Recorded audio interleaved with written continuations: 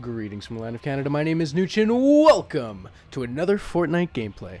Now, today, I'm gonna be not going industrial, guys. Let's go! It had to happen eventually. You guys were gonna get a video where I didn't just land in the same spot. And, I mean, that's, like, just a small part of the video, but I like to emphasize it because, you know, it's like, you gotta think of where you're seated, right? Like, you gotta see where you start and then just grow from there. And I find that industrial just has one of the best ways of growing because you always have such great resources. You know, your loadout's always going to be amazing. You're always going to have good materials, and like sort of the same for tilted towers. The thing about tilted towers is that you have a good loadout. That's one thing I've noticed. You always normally have a good loadout, but you never really have good materials. That's the problem, because mainly because I haven't gone here enough to know where to farm to get materials. Regardless, this was a pretty intense gameplay. I would say this is probably the best game of Fortnite that I've played so far, and you know, hopefully it's entertaining for you guys. Hopefully you like the sort of high octane, less farming centric gameplay, and like I like mixing it up a little bit between that and like industrial, because industrial is more slow paced, but it's very methodical. You know, like it's very what's it called, like methodical, you know what I mean? Like you start, there's a word that I'm trying to think of where it's just like you could do it like over and over again and just sort of like get the same results. I forget what it is, but essentially it's not this, which right now I'm just trying to like get through to this guy and see if I can take him out without taking any damage. Easy. That's my first kill. It was a bit sloppy, like I said. I know it's like pump action shotgun's not my favorite. I know that you can use. Okay. I want to talk to you guys about this stuff because it's kind of interesting. This is gonna be one of those videos where I actually give you guys some gameplay tips because I've been learning a lot about the game recently, and I feel like I want to be able to share that knowledge with you guys so that you can further learn and become better at the game. So, first thing that I want to share with you guys, first thing that I learned is that the strategy that a lot of people talk about, which is where you switch between two pump action shotguns, like I finally learned how to actually do it. I was doing it wrong the whole time, and the way that you're supposed to do it is you have them set on two hotkeys. Doesn't matter which hotkeys they are, as long as you're comfortable switching between the two of them, and you just hold the left mouse button. I thought you had to click. I thought you had to spam click it, and you just had to, like, you know, the next time they pop up, as soon as they come off cooldown, just boom, you shoot them. But turns out that's not the case. Turns out you can actually just hold the left mouse button, press 2 and 3 or 3 and 4 or whatever item slots they're on, and it pretty much just does it for you. So, I mean, that makes it a lot easier. That really does make it a lot easier. It still like takes some skill to do.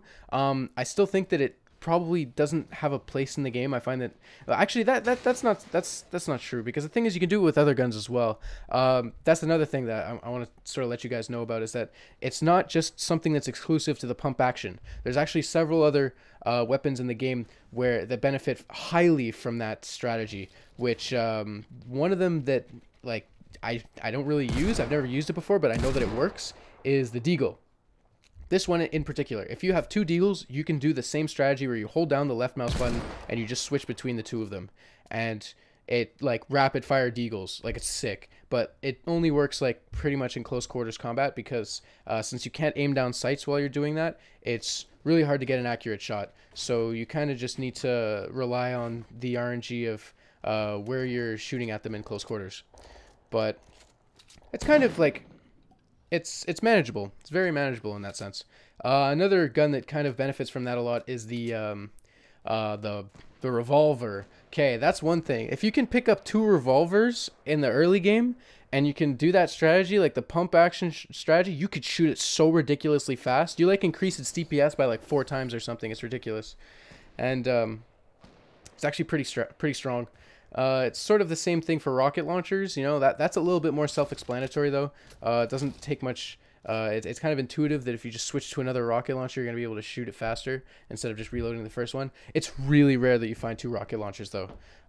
That's the thing. But if you can find 2 rocket launchers, go ahead and use that strategy. I would say that that's actually really powerful. If you can get 2 rocket launchers and you just switch between the 2 of them rapidly to be able to take out somebody's base, because you shoot the first one to bunker bust and the second one to follow it up. And when you destroy his first layer of defenses, the second one's going to pass through it unless he builds fast enough. So that's something that you can kind of think about and see if you can pull off when you have 2 rocket launchers, or if you ever find 2 rocket launchers. And it's kind of like I tried to find a usefulness for having 2 sniper rifles, like 2 bolt actions. It's not that good. I've done extensive testing with it. I've done a lot of actual gameplay where I would just have 2 bolt actions and see if it actually works out, where you just have 2 bolt actions and maybe you miss your first shot, or you get the body shot with the first one and then you get the body shot with the second one, you get a kill. It's really hard to pull off, and it's not consistent. So usually you just stick to 1 bolt action or a semi-auto if you want to take multiple shots. Other than that, that's basically how the pump action shotgun trick works. You just hold left trigger. You don't have to spam click it. And another thing that I learned about holding the left trigger, the tactical shotgun.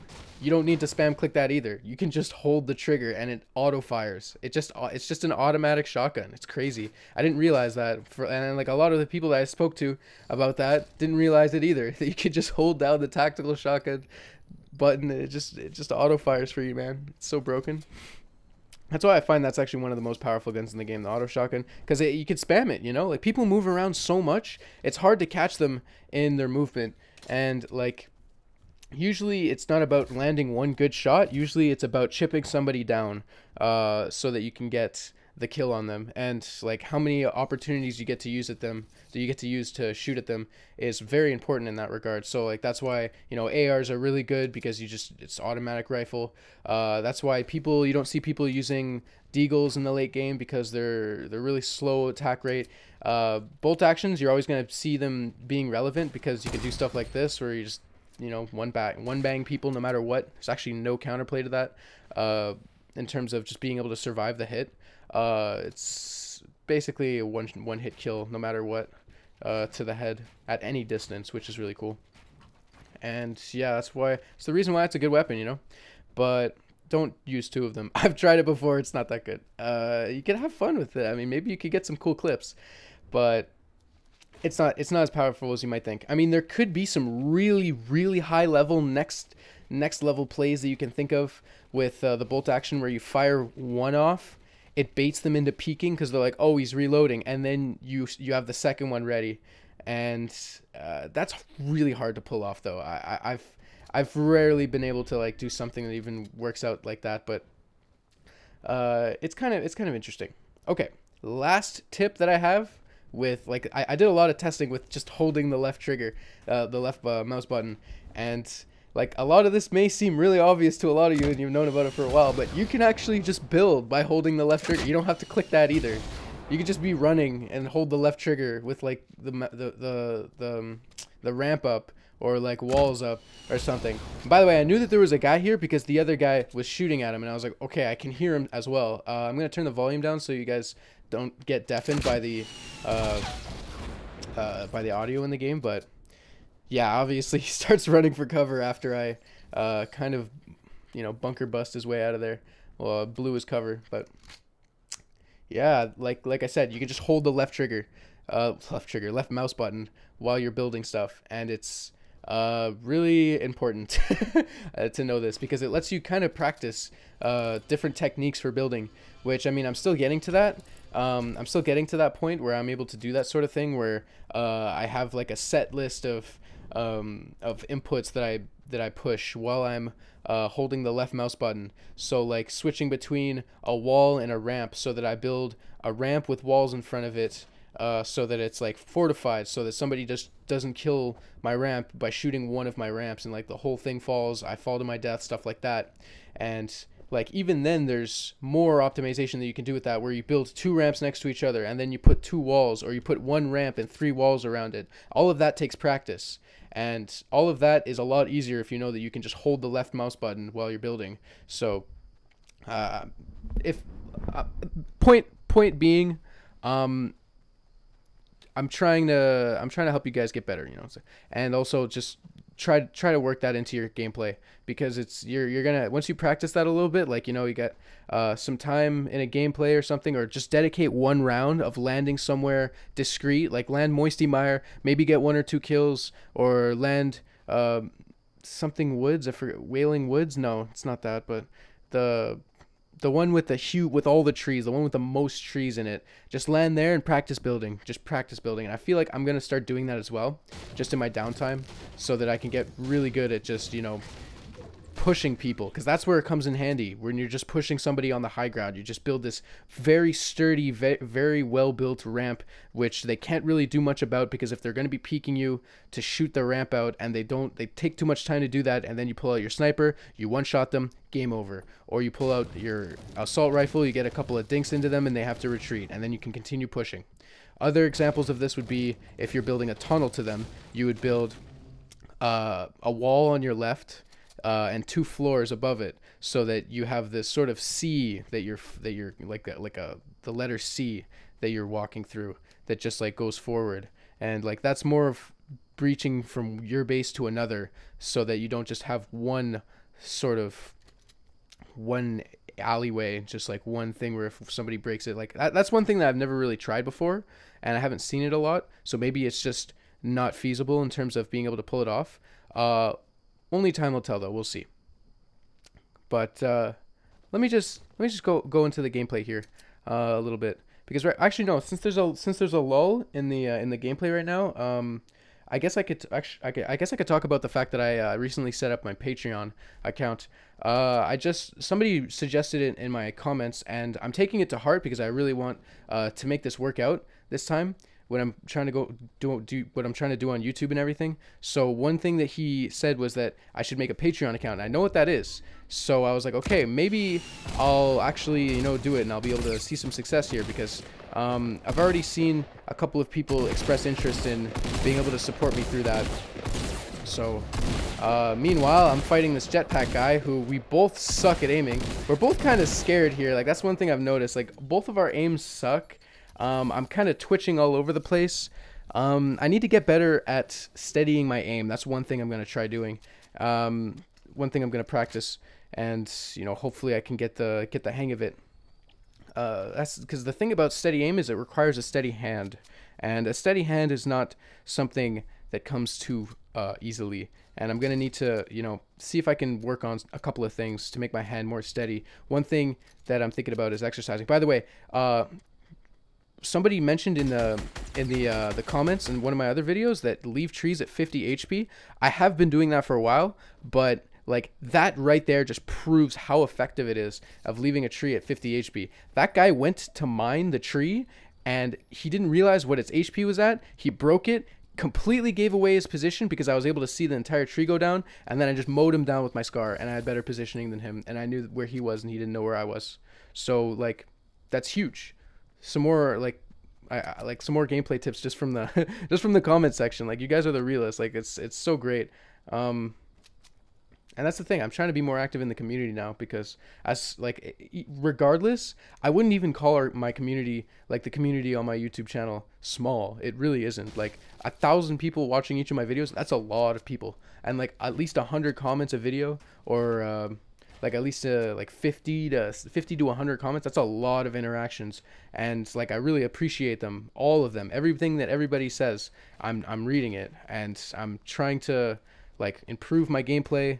I'm trying to bring you guys the best content possible, and it's all starting with this wonderful game called Fortnite. I honestly really think this game is sick, and I hope that they don't do anything too drastic to mess it up, or to like do anything too sellouty, which, I mean, Epic Games are already doing a great job of it, and I hope this game doesn't die, because I want to commit some time to this game to get better at it, and I hope that I can get my share of the What am I thinking? Because I want to be able to get a return on my time, which, like, I know what I mean by that. I do know wholeheartedly what I mean by a return on my time for playing a video game. That's not what I got for Dota, and I don't want this to be another case of Dota 2 where I just spend all of my time playing it and I never see results. So hopefully, like, when I improve my gameplay, you guys see it and you guys are enjoying my gameplay and you guys are enjoying my content. I'm gonna try to improve my commentary as well, as much as I can. Try to not stutter, try to not lose track of a sentence, try to have a set topic before a video, stuff like that. I'll also bring you guys live commentaries when I see fit.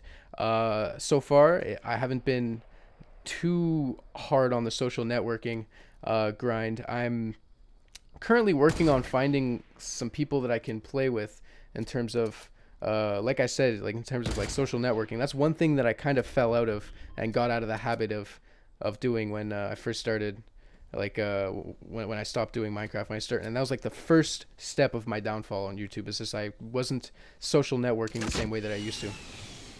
But yeah, stuff like that, you know.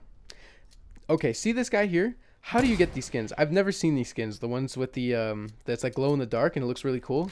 They're super epic. But I would like to say that the kill that I have on this guy is probably the craziest kill that I've ever had on somebody in Fortnite. It's definitely in like the top 5, because I can't really remember the last time I owned somebody like this, but I've never seen somebody get so, like, absolutely, like, I've never destroyed somebody like this hard. So I dink him. All right, dink him, take him down to 90 HP. So I'm like, okay, my next hit's gonna kill him. Boom, rocket launcher goes down. I see him, he built his barrier, and then I know he's behind it. I didn't see him. I know he's there though. And I just follow the rocket with a sniper shot. And like, that was just, oh, so satisfying. It was at that point where I was like, I don't care if I win or not. I want to post this gameplay just because of that kill. Oh, that was so satisfying, guys. Because like, reading plays like that, reading people's movements and where they are and everything is such a huge part of like making the game fun, making the game unique and everything, and outplaying people and truly getting that rush. But yeah, it's all that was a really awesome kill that I just got, and I hope that you guys can appreciate the skill that it took, because it's luck, you know, it's luck, but you have to go for it, right? I didn't see him, but I knew he was there in that regard, so you can kind of understand what I mean by that. Now this guy was just being annoying. The thing about this little gameplay thing right here, I didn't want to focus too much on the spot where I was trying to make him fall, because he was there was only one little part of his bridge that was left that I had to break, but I didn't want to take my eye off my opponent. And right there, he fell to his death. I guess he was already really low, but he the game usually credits you with the kill when you do something like that, and it didn't credit me with the kill. I'm not salty, I don't care. It doesn't really, like, that's the thing in this game, I don't necessarily care for kills, if you know what I mean. Like, I've played Dota for so long that when somebody says like, oh, you took my kill, you stole my kill, it's like, that means nothing in this game. That, like, a kill in this game means so little. It contributes to your freaking KD. That's it. That's all it is. Your overall kill death. And if one kill is enough to make you like tilt or whatever, then you're probably playing the wrong game, dude. But like with Dota, you steal a kill, that's somebody's income. Like, that's somebody's like entire build that you just sort of gimped. And like this, it's like you get a kill, it's like whatever. Like I started to think the same way for Counter-Strike. Like Counter-Strike, when I was playing Counter-Strike for a brief stint, whenever I like killed somebody or whatever, someone, you took my kill, and I was like, dude, it's like a shooting game. Like, it's not even Call of Duty. It's like there's no kill streaks from it. But the thing is, in that game, you actually do get income from your kills. But like, getting robbed is basically what I'm saying. Getting robbed in this game of kills, it's like whatever. I don't really care. It doesn't. It's just a number at the end of the like. It's just a number on your screen at the end of the game. It would be nice to see 11 right now instead of 10, but like, it's like whatever, man. I'm not gonna I'm not gonna get salty about it. Are you kidding? But right now it's just me versus this guy's materials. My bullets, his materials. And to be honest, I don't have the most rockets.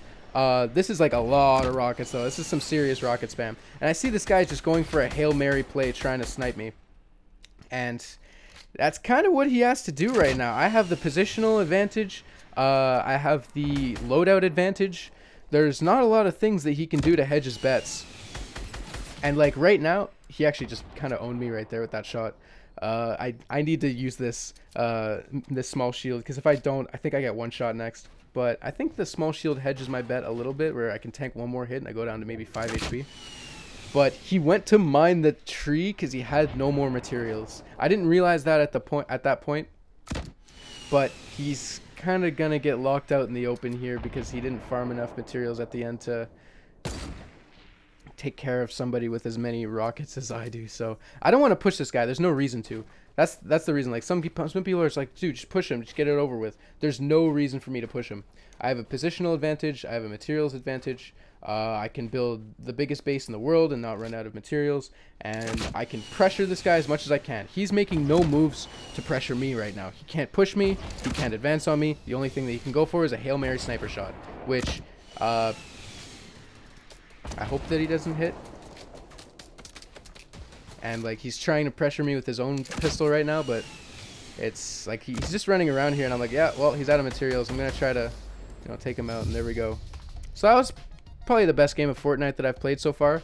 It has a really cool kill. Like that kill is like, I want to show that in slow motion so bad. I'll probably put that at the end of the video just in slow motion because it's cool. But I hope you guys all enjoyed. Check out my Patreon account and support me on that if you can. Otherwise, thanks all for watching, everybody.